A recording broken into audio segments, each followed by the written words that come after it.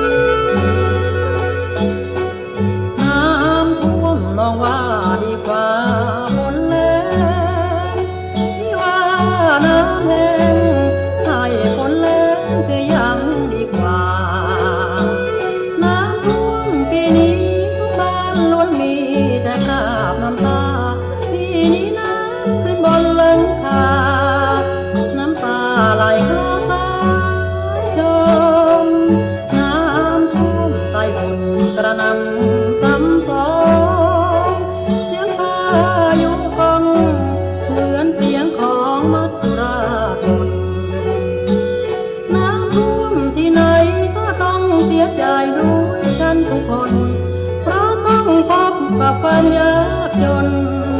เหมือนคนหมดเนื้อกินโชบ้านที่ก็ถูกน้ำท่วมเหมือนกันที่ประจวบคีรีขันธ์เหมือนกันไปทุกครอบครัวพื้นนาก็ร่มไรแตงก็จมเสียหายไปทั่วที่จริงเหมือนคนหมดตัวแล้วนะแก้วตาน้ำท่วมที่ต้องผิดหวังชอกช้ำที่คิดเช้าคำปล่อยให้น้ำท่วมไปฝ่าน้องอยู่บ้านนอนทั้งไม่อาทรถึงพี่สักครา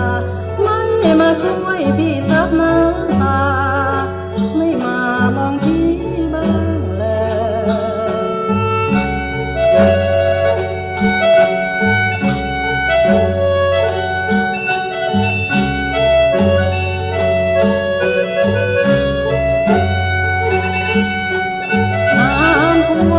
ต้อง